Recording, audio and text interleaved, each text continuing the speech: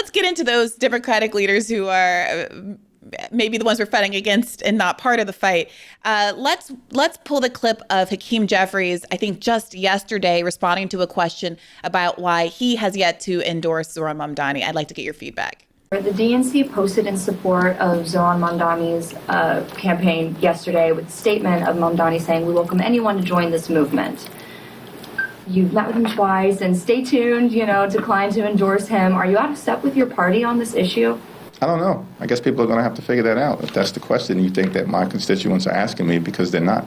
So I don't know if you caught the beginning, but the Democratic Party official Twitter account retweets a Zohran Mamdani clip saying everyone's invited to be in the big tent of the Democratic Party. And so you have this disjuncture between what seems to be an official Democratic Party channel that's understanding the value and the vibe that Zohran Mamdani is generating, and Hakeem Jeffries, who leads the party in the House, mumbling what? What do you take from that kind of answer?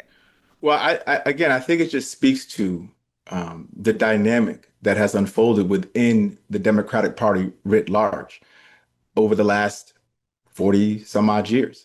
I think there's just been a drift away from working people into corporate power centers. And so when somebody comes along, like a Mamdani, who is a self-proclaimed socialist, right, who, as a result, engenders a certain anxiety amongst certain actors.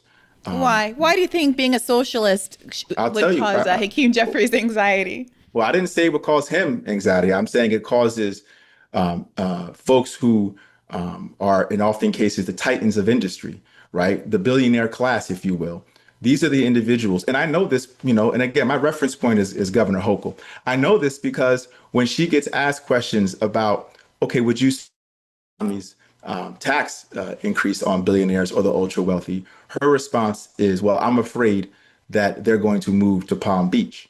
Or her response is, well, don't worry about it. I'm all these individuals' therapist in chief. So those are her words. So when she says therapist in chief, what she's hinting at or intimating is that there are folks in certain spaces of high wealth and high means who are very, very concerned about an individual like a Mamdani. The same individuals, by the way, who support her.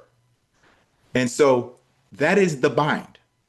That's the bind. When you are supported by individuals who would rather maintain the status quo, who would rather not address economic inequality in a bold fashion, but continue to just leverage this neoliberal outlook where we're just going to continue to figure out how to package the marketplace in a hope it all works out for everyday people.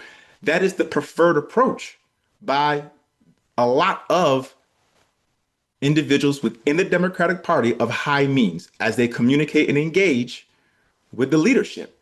And so the question becomes, what type of leadership is going to be required to beat back that? And I want to be clear, that leadership cannot just be political.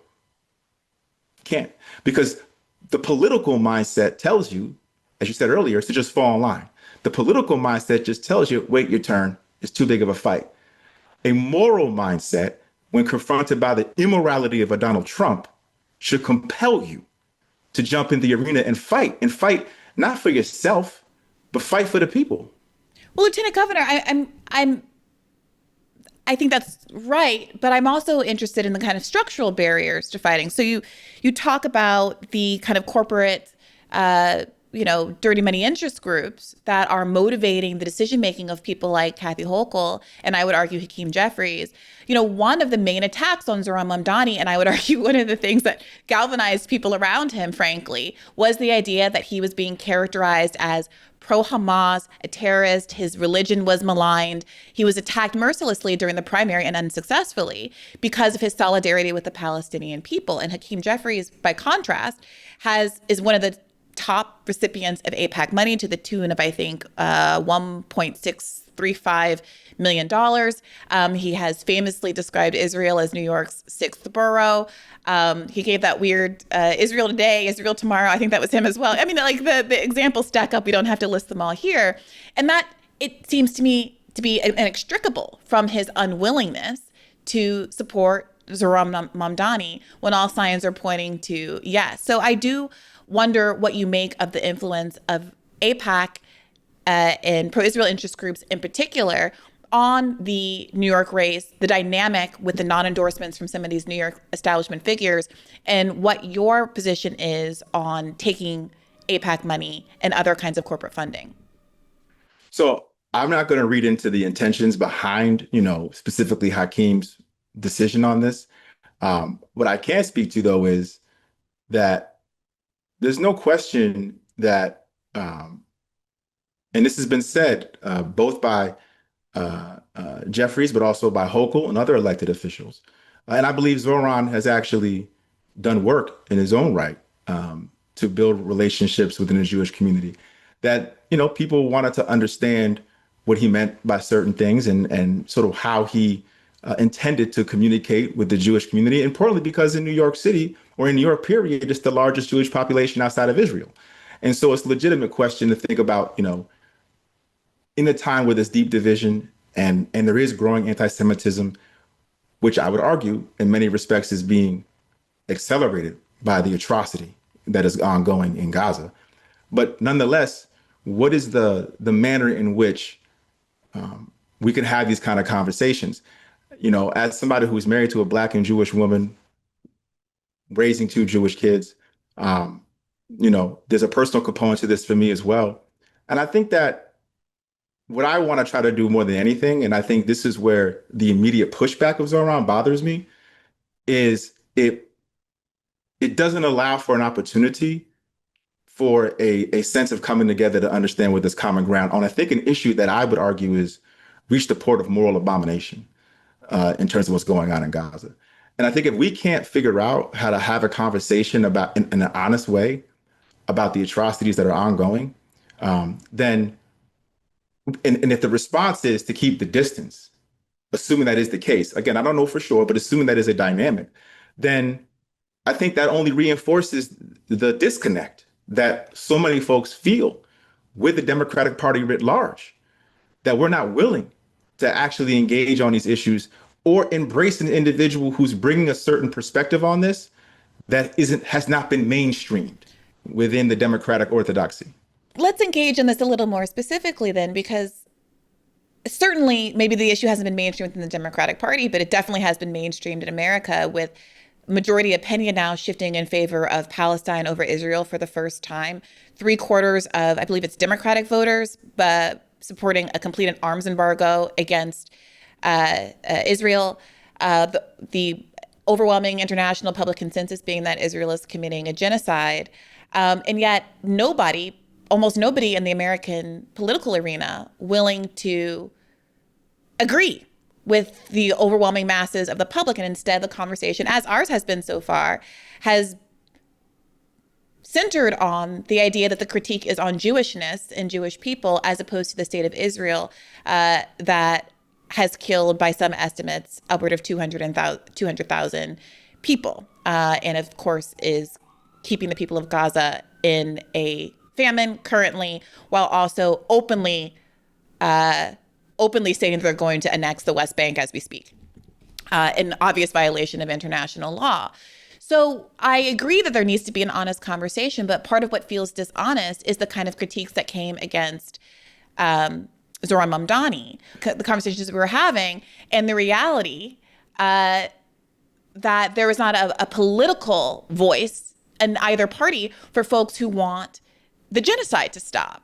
And instead, we're told that there's like this amorphous idea that anything that Zohran Mamdani says reflects on Jewish people, which does conflate, in danger, I would agree, American Jews with the violence and crimes that the state of Israel is committing. But that is not a conflation that it's happening by pro-Palestine advocates or people on the left. That is a conflation that I would argue is in some cases intentionally done by Israel's allies, because they cannot defend Israel's actions while they can, of course, defend the humanity and right to safety of Jewish people, just like all people have that right to safety. So I am curious, what you make of that. You're obviously not in Congress anymore, but even people like AOC, who are progressives, have gotten into hot water for defending continuing to send weapons that she characterizes as defensive and says that's okay. While as others say, well, if you actually want a genocide to stop, you have to use the levers at your disposal, including not sending weapons for the person committing crime to defend themselves as they continue to commit the crime. So I won't ask you hypothetically what you would do if you were still in Congress, but I would ask you to put a little bit of a finer point on what you make of the influence, I think inarguably, that AIPAC is having on the complete gulf of representation that Americans have in Congress, an overwhelming majority of Americans who absolutely do not want to continue to fund this genocide. I believe it is significantly outsized influence, point blank, period. I mean, the influence is overwhelming. And I think you've articulated in many respects the disconnect and the divide that has grown, born of this outsized influence. I want to be clear too. The issue for me is that what is happening in Gaza, which needs to stop, the destruction needs to stop, and we should not be funding the destruction of Gaza. I've said that publicly. I'm saying it again here. We should not be funding the destruction of Gaza. And we should be making sure that we leverage every bit of American power to secure that humanitarian aid reaches those who are struggling and starving in Gaza. And it's also very, very important to always remember that there are still hostages as well. And so are you aware that even as we speak, yesterday, Trump submitted another hostage proposal, which was wholeheartedly embraced by Hamas. And they said, if you agree to this deal, as they have done repeatedly, I believe as early as October 8th, there was a hostage agreement to turn over all the hostages if Israel agreed not to enter the Gaza Strip. And yet here we are. Hostage deal after hostage deal has been rejected by both Joe Biden and now Donald Trump. And so it feels a little rich, I gotta say, to frame this as concern for hostages when it is in fact Netanyahu who has been weaponizing, with the support of the US government, weaponizing the existence of hostages to excuse taking hundreds and thousands of Palestinians, including Palestinian children, hostage and keeping them detained, oftentimes without trial. But of course, murdering tens of thousands of Palestinian children and of course, adults as well.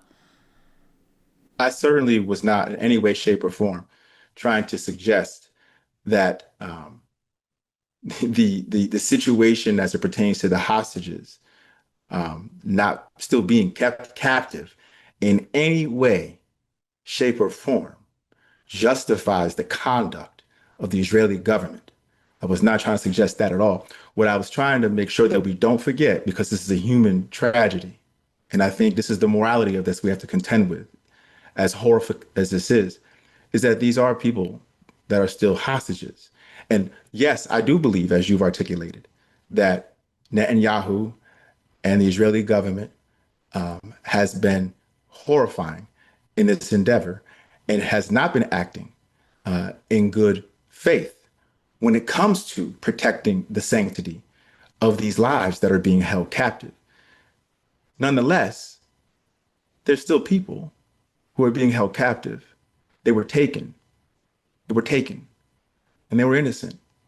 And at the same time, we have tens of thousands of innocent lives in Gaza, children that have been wiped off this earth mercilessly and in a fashion that any human being should find morally repugnant.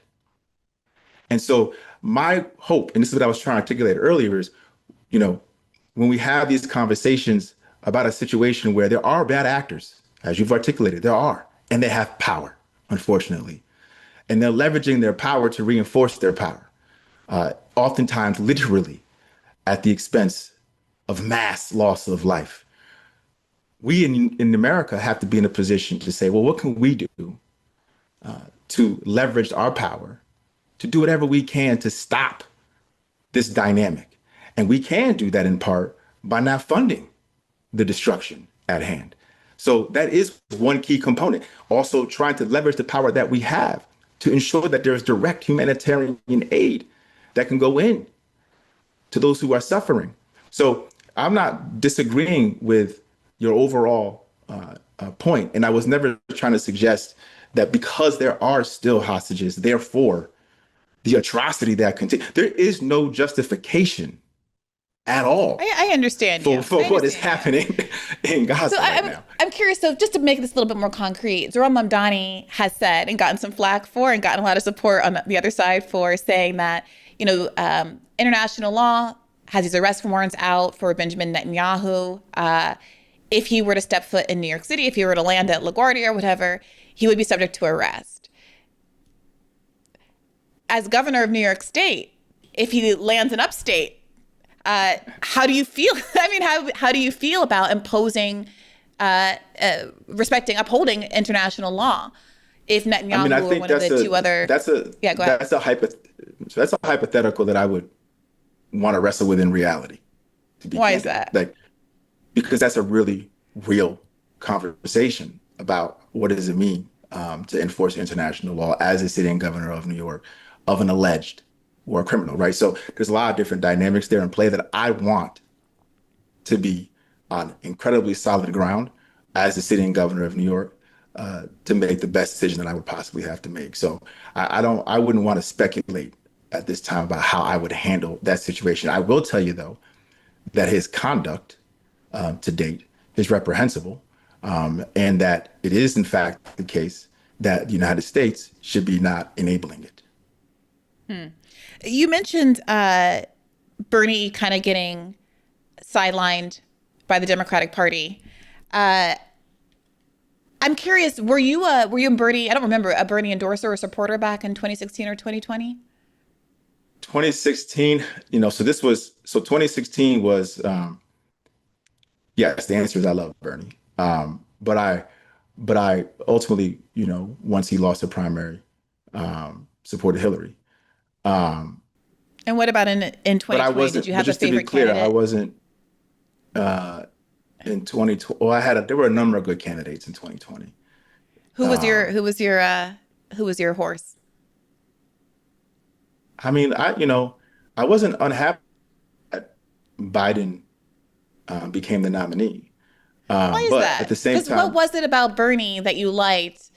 Because for me, as a national press secretary for Bernie, I was very frustrated when he endorsed, given that there was no overlap between the two. And he had said we were fighting for Medicare for all and a $15 minimum wage and the workers' rights bill that he had proposed and taxing the rich. And, we were in the middle of a pandemic and all of these things felt as weighty as they had ever been. And then the immediate endorsement without any concessions felt a little like, well, what are we endorsing exactly? Did all these things that we were fighting for even matter? And so I am curious what makes one sort of enthusiastic about Bernie, but also happy with Biden? well, I've always been a longtime admirer of Biden. I always thought that of all the elected officials that I've ever come across, he was able to connect in a real way, it seemed, and on a human level with people. And I think that that's an important dimension of any political leader, to be able to figure out what it means to genuinely bring the best out of people and to connect and to help them find their better angels. And so, again, there's a dimension to this for me that always sort of transcends just pure politics and even issue-based dynamics, and more so about the quality of the human being that I think is needed in a certain moment and what that moment demands. And that was part of my calculus in this. But I will say that there were individuals like Elizabeth Warren in that primary who, I certainly liked in that process. So my mentality, and again, you got to put this in the context of, what we were up against. We just had to make sure we won in my Well, mind. And so, obviously, obviously that didn't end up happening in 2024. And so, right. continuing this line of Which is questioning. why I was like, we got to get to this. That's why I said in 2024, my approach was different because I didn't see Biden as a winning candidate. So what did you make of Kamala Harris? One, the choice to just default to her, which was Biden's choice. Apparently, Pelosi and some others wanted there to be a little mini primary. And then what do you think of the job that she did and if she could have done anything differently? I think she was put in a really tough spot. I think that when you ask somebody to engineer a presidential campaign in a short window of time to the degree she had, I think she was really, really climbing uphill as a result. And I thought, Let's interrogate that, because that has become kind of conventional wisdom. Because of course, an abbreviated campaign does seem harder, and it seems like a reasonable excuse. That being said, I'm of the belief, as someone who was not very fond of her, that she could have won. Right. So if I believe that she could have won, then that the fact of the short campaign is not the but for. To me, the but for, and I'm curious whether you think similarly, is her unwillingness to untether herself from Joe Biden in any way, despite his unpopularity and despite the opportunity that was presented to say, okay, if you're upset about inflation, if you're upset about cost of living, if you're upset about the Ukraine war, whatever you're upset about, if you're upset about Gaza, very principally, I'm offering a different way, and I don't have to carry that baggage across the finish line. And she did quite the opposite. And I would in particular point out the IMEU, I'm always forget what the acronym stands for. I'm sorry.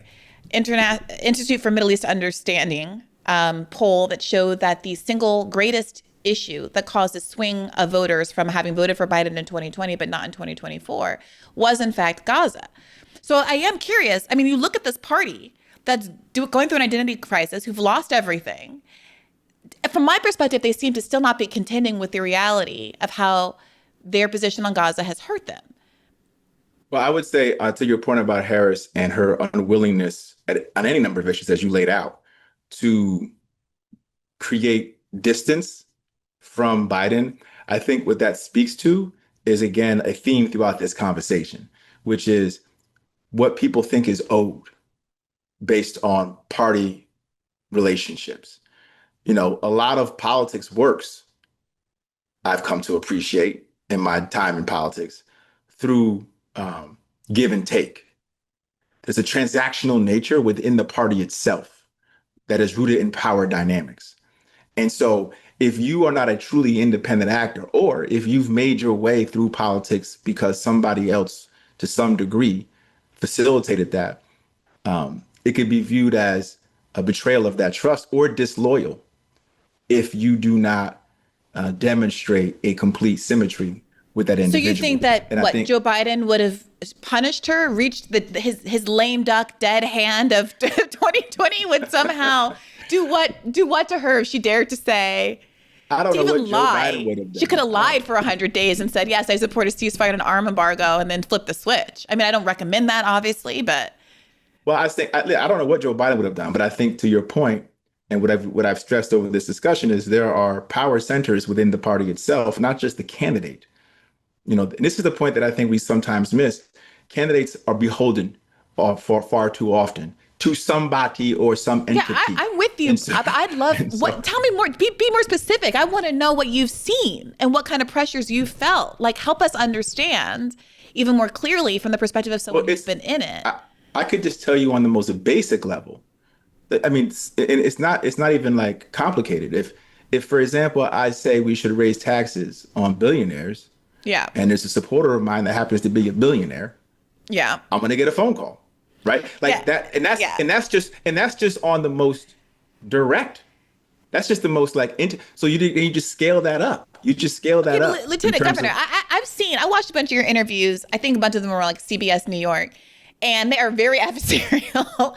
And every question is like, okay, you wanna raise taxes on the rich, but there's a cost of living crisis. Won't people leave? Won't people leave New York State if you raise taxes on the rich? And I'm thinking to myself, the cost of living crisis is not on the rich. Right, and that's what I always say. And I push back pretty aggressively on this. I say, listen, the vast majority of folks who are leaving the state of New York make between $30,000 and $60,000 a year, and they're not moving, as Governor Hochul has said, to Palm Beach. They're not going there. They're leaving because they can't afford housing, they can't afford healthcare, they can't afford childcare. They're working 2-3 jobs every single day to put food on their table, and they're just getting by here. And so, yes, you are absolutely right that dimension is not just something that has been sort of spewed or communicated by certain actors of high means and wealth. Yes, it actually then gets spewed is right. it actually then gets funneled through media channels and it gets framed. And you're right. I've experienced this more often than not, where the questions themselves have a baked in bias born of these power dynamics. And so you're having to wrestle through and unpack all of these economic dynamics that are baked in and assumptions about what would in fact happen, when the truth of the matter is, New York has some of the most billionaires, most millionaires of any state in the country, if not one of. And when we actually had a surcharge tax rate put on the upper end of our personal income bracket and the corporate, the actual number of millionaires and billionaires over that 5-year window of time, you guessed it, went up. That lived in New York. And if you really want to even figure out what the economic impact would be, because the other narrative on this, you got me going now. The other narrative on this is, oh well, they'll move. But even if you were to say, okay, what does that really mean practically? Like, how many would have to move, right, for us to economically feel this? And it was a story that just came out. It was called "Tax the Rich, They'll Stay." I forget what publication it was in. But it talks about how you would need about 14,000 millionaires in Manhattan alone to leave, to up and up and just leave the state. I see. Yeah, Rolling Stone. To just leave the state for us to actually feel the impact of that. So it's just fascinating how much this has become normalized. And there's only 123. New York City has the most billionaires in the world, but that's only 123 people. So like, really put in that way, they're acting like the votes, it's obviously not the votes, but these 123 people supersede the interest of the entire rest of the state and the temerity to use an affordability crisis of the overwhelming majority as an excuse to pander to the interest of this tiny, hyper-rich elite. It's really disgusting. And frankly, the fact that these media actors, so-called journalists, are able to get away with it is criminal. I've also been preparing for another candidate interview, and I noticed the same CBS, it was CBS Minneapolis, the CBS Minnesota was doing the same rigmarole with him. I don't know if this is a CBS issue. Also in the news right now is the fact that they're paying ungodly sums to Bari Weiss to buy her Substack for many millions of dollars, and so that she can exercise editorial control over the magazine. She is famously right-leaning and very much a Zionist. But that's neither here nor there. CBS, is my point, seems to have it out for progressive candidates. Hey YouTube, thanks for watching. Just a reminder that this is a podcast. You can catch an extra premium episode every Monday for $5 a month at patreon.com/badfaithpodcast. That's patreon.com/badfaithpodcast for $5 a month, an extra episode every week. Additionally, please do consider liking this video, subscribing to this channel. It helps us out. It helps independent media beat the algorithm. We appreciate you. And as always, keep the faith.